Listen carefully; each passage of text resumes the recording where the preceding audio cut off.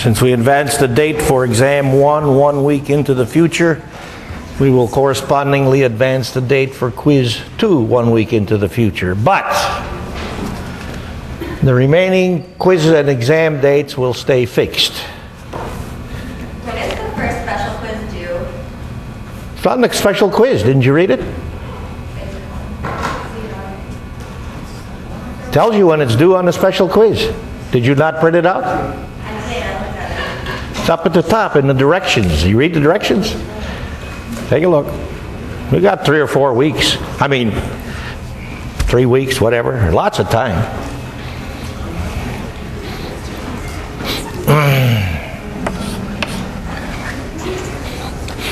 All I can remember for sure is that it's due coincident with one of the Tuesday discussion section days. It would be the same date as the quiz. I didn't hear you. It would be the same date as the quiz. That's why I was asking. Well then, this quiz? Yes, yeah. No. If I said that, that's not what I want. You can shove the due date for the special quiz a week after this at least. Okay? If I posted 10:15, I forgot about this. I didn't mean 10. I don't want to do it the same time as a in-class quiz. Are we understanding? And if you see fuzzy dates like this, holler out.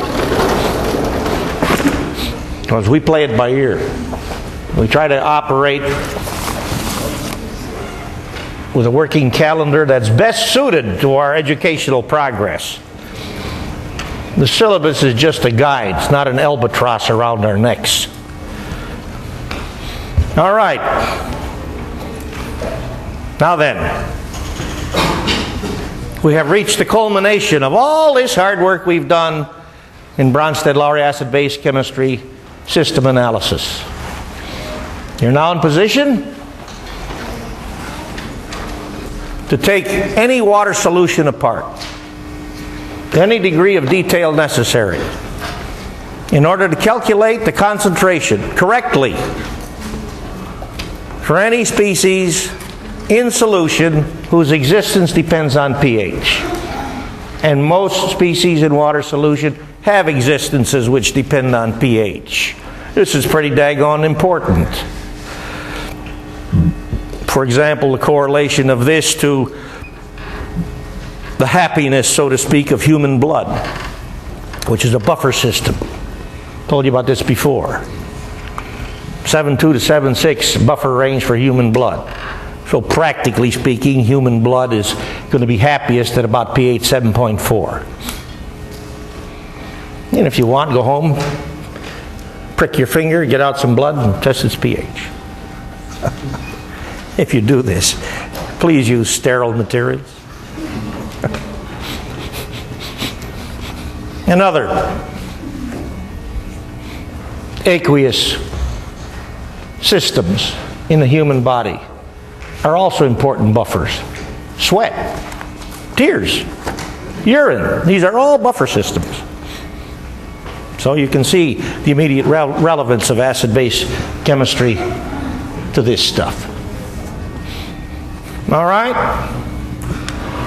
So let's offer some comments on the solutions which last time I told you we would take a look at today, prior to jumping into chapter 19, at long last. 5.6 times 10 to minus 6 molar ammonium sulfate solution. First, M sub I ammonium ion is twice that for sulfate ion. M sub I ammonium ion is 1.0 times 10 to minus 5. Principal Bronsted-Lowry acid-base equilibrium reaction is ammonium ion, because that's the strongest acid in the system, with sulfate ion, because that's the strongest base in the system for high concentration species. Although, this is not a particularly high molarity. What do you think about the extent of this reaction?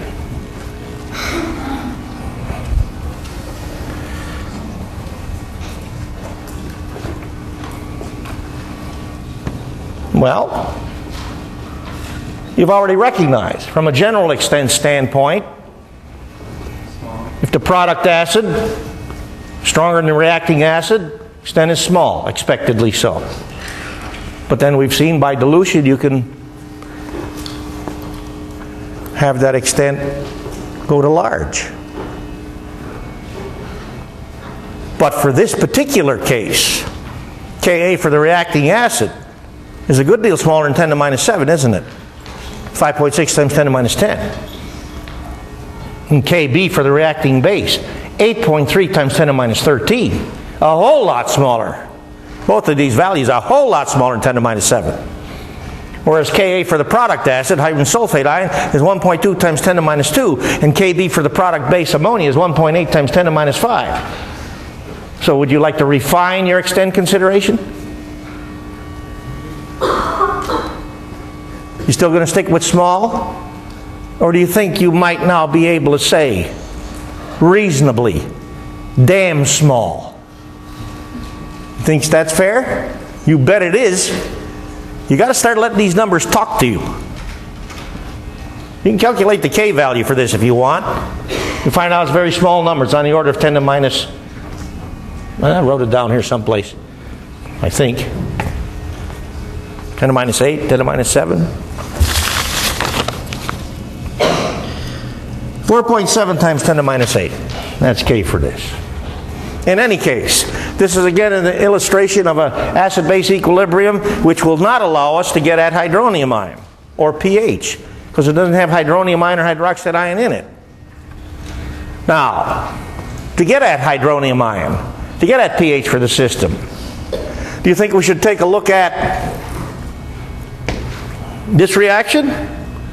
Ammonium ion plus water making hydronium ion and ammonia? Or do you think instead we should look at sulfate ion plus water making hydroxide ion plus hydrogen sulfate ion? The answer to this is really on the board. Which of these reactions do you think we should take a look at to get at hydronium ion concentration? Ammonium ion, why? Ka ammonium ion is huge next to, compared to, relative to K-base sulfate ion. Next question. You think we might have to consider Kw water for this thing? Well, let's take a look. Let's apply x squared over m sub I minus x to this equilibrium system, which I hope, based on our last conversation, you'll recognize that'll give us a handle on the maximum hydronium ion concentration provided to this system from ammonium ion. I had to sneak this in. I forgot to write it down originally. All right? So that's Ka ammonium squared root of Ka ammonium ion times m sub I. So here are the numbers. Here's the answer. What's this tell us? Or let's go back to the original solution. Is this solution acidic or basic? Acidic or basic? How do you determine? Ammonium ion, sulfate ion, beside water, those are the principal species. How does Ka again? How does Ka ammonium ion compare to Kb sulfate ion? Ka ammonium ion is a whole lot bigger. Plus the molarity of ammonium ion is twice that of sulfate ion initially. So you know the solution is acidic. So when you get a hydronium ion concentration based strictly on the presence of ammonium ion of 7.5 times 10 to the minus 8, which is less than 10 to the minus 7, what's this tell you? What's this tell you? I mean, beside that's not the right answer.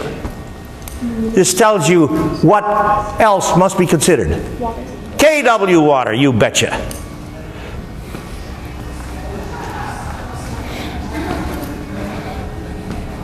And I've written here also maximum percent ionization of ammonium ion as well as that for sulfate ion as a function of dilution.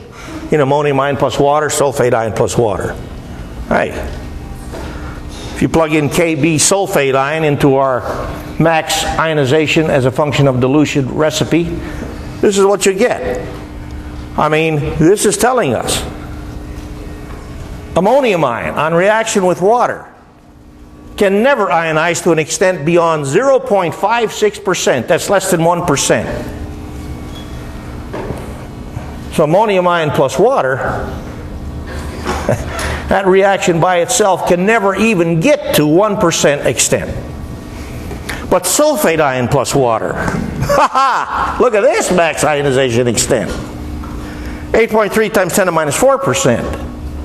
This is screaming at us that practically speaking, even though sulfate ion is a stronger base than water, it's still very, very, very weak. The upshot of which is that the sulfate ion presence in water oftentimes does nothing to affect pH measurably. Practically, if only sulfate ion is the pH affecting stuff in water, like for sodium sulfate solution, because we know sodium ion has no acid-base properties. In sodium sulfate solution, you will now have to pay attention to the presence of sulfate ion to get system pH, particularly if it's concentrated sodium sulfate solution, like 10th molar, 1 molar. You do anything like that in 46L? 46L assignment 2? 46L assignment 2, near the end of assignment 2, where you were looking at determining hydrogen sulfate ion and versus sulfate ion in water solution. You remember that? We had you take a look at the pH. I can't remember, I think it was half molar sodium sulfate solution. And if you did the pH investigation correctly with indicators, you'd have got something about 7.3, 7.4. Very, very mildly basic. In any case, these max percent ionization calculations remind us once again, for this system, in conjunction with this result, to get the hydronium ion concentration calculated correctly, we need this reaction and Kw.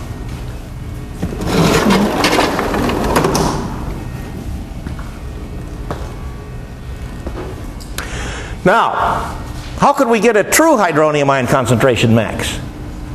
It won't be the correct hydronium ion concentration, but it'll be the correct value for max hydronium ion concentration.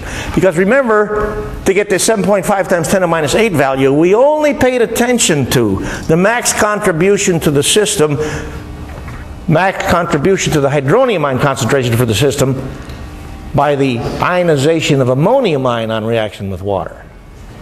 But we said, what else do we have to figure in to do this?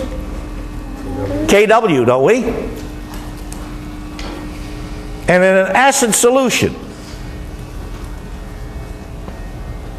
the max possible concentration to the hydronium ion concentration by the auto-ionization of water is how much?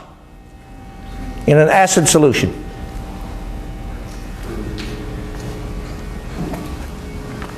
Come on, Le Chatelier, let this talk to you. Here.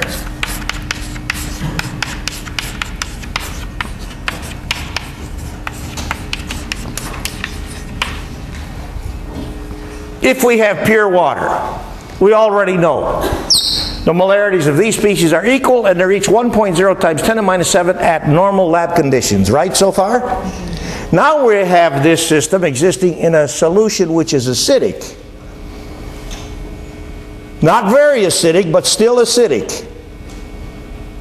Well, if I add a source of hydronium ion to this, solution's acidic, what impact does that exert on the ability of water to react with water and make hydronium ion? Does that enhance that ability or diminish that ability? Diminish, doesn't it? So tell me the max possible contribution to the hydronium ion molarity for an acidic solution by that reaction. What is it? What is it? Tell me the number. I'm listening for the number. 1.0 times 10 to the minus 7, right? Neutral solution. This reaction makes 1.0 times 10 to the minus 7. Make the solution acidic by adding an external source of hydronium ion, like ammonium ion in that case. And you are pushing this thing this away. So, that means the contribution to the hydronium ion concentration in the solution by this reaction has got to be less than 1.0 times 10 to the minus 7. So here is how we get this true hydronium ion molarity max. We got it from ammonium ion, didn't we? And what is it from water? We just told ourselves, what is it? 1.0 times 10 to the minus 7. So we'll write 7.5 times 10 to the minus 8 plus 10 times 10 to the minus 8. That's 1.0 times 10 to the minus 7. Equals 17.5 times 10 to the minus 8 equals about the 2 sig figs, 1.8 times 10 to the minus 7. Hey, we've already recognized that this solution is very mildly acidic. The upper level hydronium ion concentration. Hydronium ion max true for the solution. There it is. 1.8 times 10 to the minus 7. Woohoo! That's pretty mildly acidic. And we know that the true hydronium ion concentration is smaller than that. So we're looking at a solution which is damn near neutral. All right? What other relationships do we need to get at this puzzle? Material balance, here it is for all possible forms of ammonium ion, and here it is for all possible forms of sulfate ion. Charge balance. Now then, let's operate on this charge balance equation so that ultimately we can solve for the molarity of ammonium ion in terms of hydronium ion. Why do we want to do that? We've already recognized we got to pay attention to Ka ammonium ion to get pH for this solution. Here's our Ka ammonium ion expression. So if, with material balance and charge balance considerations, I can operate on this relationship and solve for ammonium ion in terms of hydronium ion concentration from this, and ammonia concentration in terms of ammonium ion concentration, which ever so obviously follows from material balance, then I'm going to be able to write me an equation which has got how many unknowns in it? How many? 1. And then I can solve it. Okay? And I already got a good handle on the answer. I know the solution is acidic. Very mildly so, and I know the hydronium ion concentration can't be this big.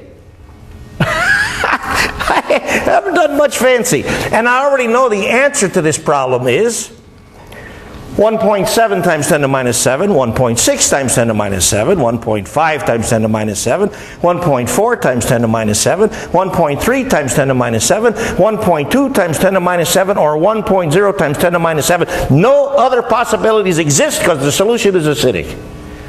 How about that?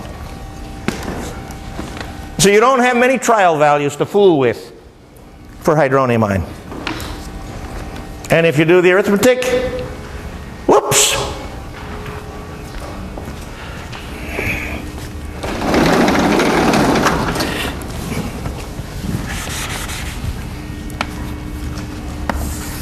That's what you get. 1.3 times 10 to the minus. How the hell did I get 1.0 up there?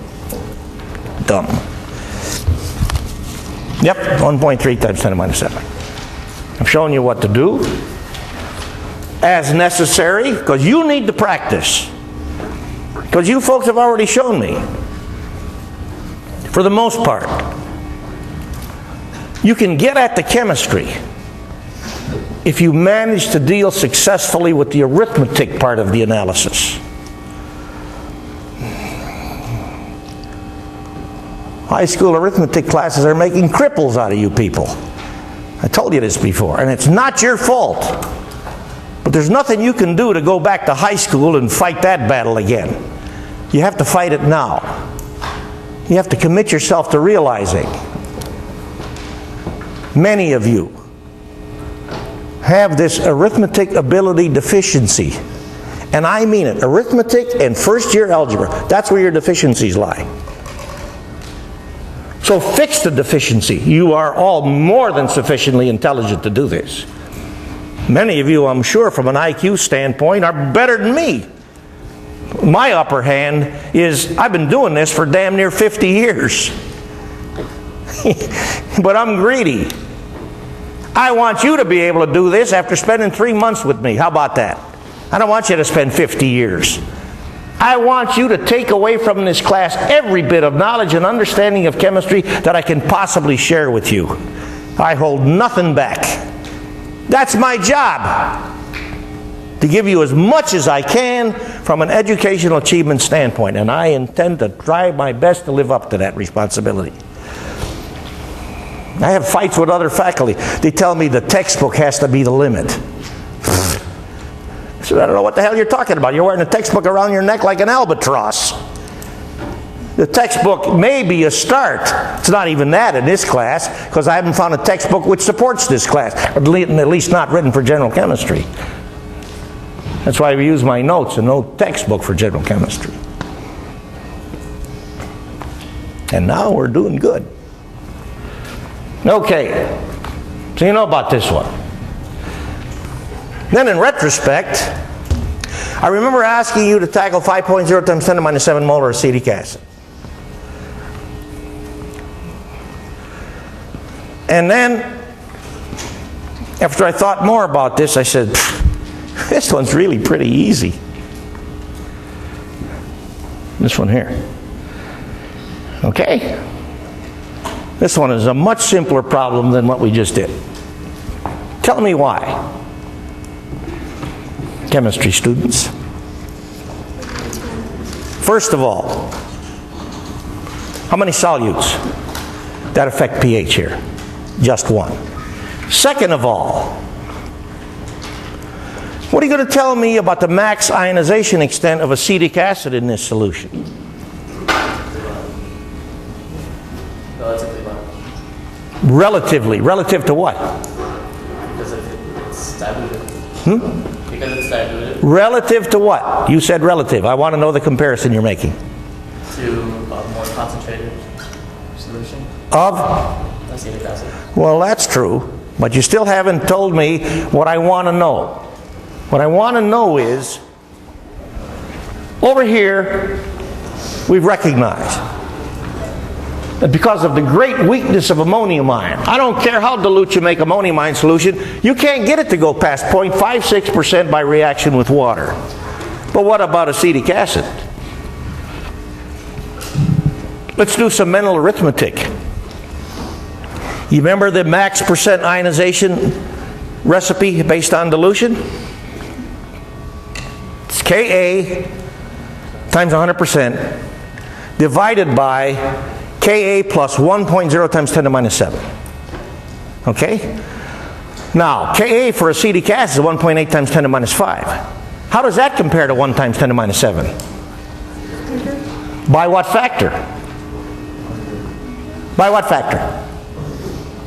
By what factor is Ka acetic acid bigger than Kw? I mean, 1.0 times 10 to the minus 7. What's the factor? 180.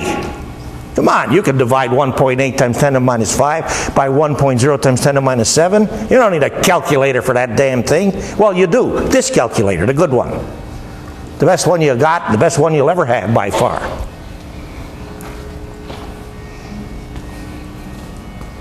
So you got 1.8 times 10 to the minus 5 divided by 1.81 times 10 to the minus 5.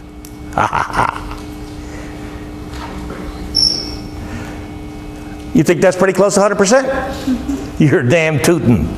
And is this solution quite dilute? You're damn tootin'. So before we even do any calculation, you know that the hydronium ion concentration for this solution has got to be very close to what value? I'm listening. I am listening. I want a concentration value for hydronium ion. What is it? 5.0 times 10 to the minus 7. Yup. Because we've recognized the acetic acid in this solution is going to ionize practically 100%. That means 5.0 times 10 to the minus 7 molar hydronium ion. If Kw for water does nothing. And we know whatever Kw for water does, it's going to be a good deal smaller than Kw for water in this solution, because this solution is more acidic than this solution. Let the chemistry talk to you, and you know where you're going. You start monkeying around like at 2045 looking for some formula to shove numbers into. End of story. Told you, that's gone, that's over. Now you're dealing with life the way it really is. Challenging just about at every step of the road. Thinking about it all the time. That's where it's at. So I've written here. Ka for acetic acid equal this, and here's Kw. Okay? So here's an equation in terms of hydronium ion acetate ion. Here's an equation in terms strictly of hydronium ion. We got two equations now, and how many unknowns? 2. Can you solve it? Done. And you'll find out. Because we asked you for this one beside getting the hydronium ion concentration calculated, get at the percent ionization of acetic acid. It's 98%. That's pretty close to 100%. Okay? So I wrote here, because we just talked about this. Is the hydronium ion concentration for this solution 5.0 times 10 to the minus 7? We'll do the work to find out. Because you know before even doing the work. If the hydronium concentration of this solution is not 5.0 times 10 to the minus 7, it must be what? Far away or pretty close? Pretty close, you betcha. We really haven't done much except let the stuff that we've already reflected upon talk to us. Very dilute solution. Ka much bigger than 1.0 times 10 to the minus 7. Upshot ionization extent of the solute acid is great.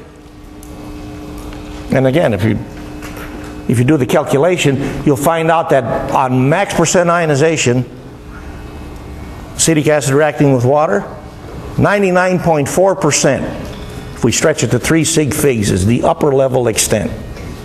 This damn dilute was going to approach that. All right? So let's take a look at this one. Because this one, I believe, is more challenging than either of these others. Uh-oh. That's terrible, isn't it? Like hell it is. Because now you know how to do it. I mean, by the doing it, I mean you now know how to take a water solution apart. Because we've given you the tools. So your job is to understand and use the tools. All right? Now then, what we're going to do for this is lay foundation. And then as necessary, you do the calculation. But I do believe you've already been reminded that this problem is solved in detail. Bonus quiz number 2 for spring 13. So you can look up the solution. It's available to you on the Sakai website.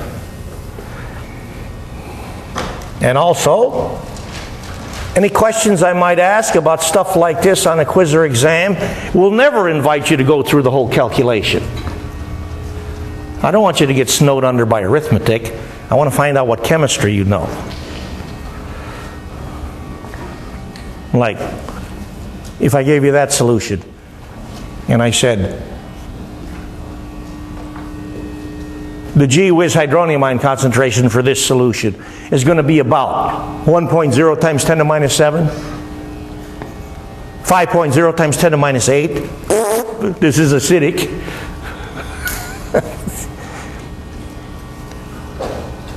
1.0 times 10 to the minus 6. Kw water, never going to contribute that much. 5.0 times 10 to the minus 7.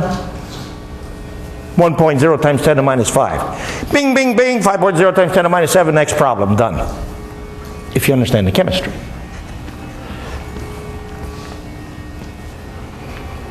Now I know we've done a lot. And it's sophisticated and detailed. And I do this like I do this because I've been through it so many times. You're just going through it. So, I do not, at this stage of the game, hold you responsible for going through this stuff like I go through it. But I am reminding you, if you think about it, you can, and that's what I want. Back to this thing.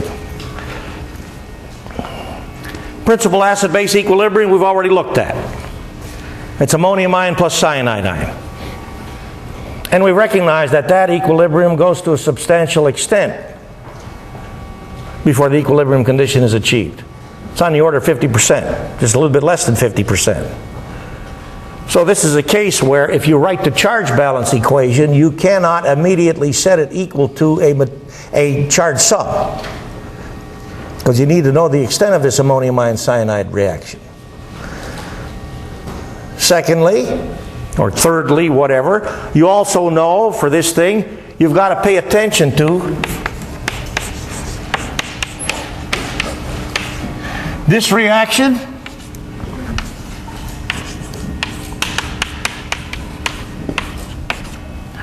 or this reaction to get at pH.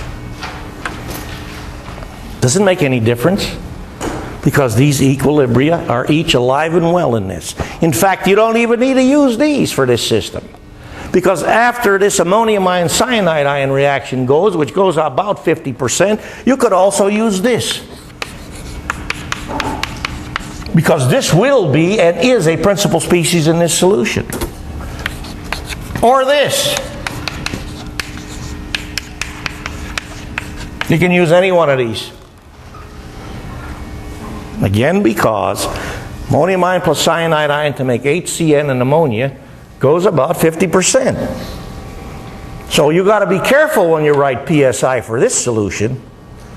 You think I might ask something like that on quiz 2 or exam 2? You're damn right. Because that's the chemistry. And that's what we love passionately, isn't it?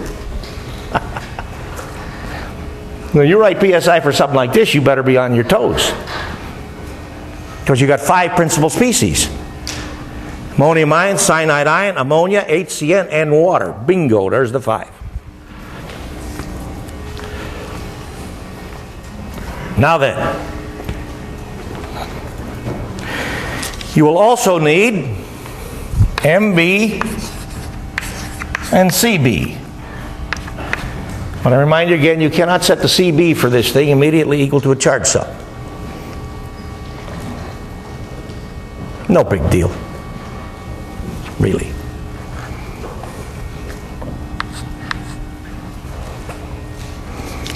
And comes the fine point, or the point which I believe establishes why this system is more difficult to analyze than either of these. Here, the ammonium ion sulfate ion reaction is negligible, because it's such a tiny extent reaction. Here, the ammonium ion sulfate ion. Here, the ammonium ion cyanide ion reaction is hardly negligible. That's why you recognize that HCN and ammonia are each principal species. Then comes the remaining crucial consideration, and that is Ka this is 5.6 times 10 to the minus 10.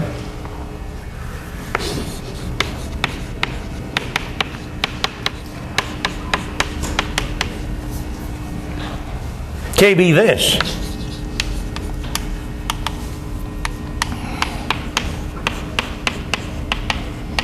is 1.6 times 10 to the minus 5. Big difference in these K values. Upshot. When you write this reaction, here's the critical point.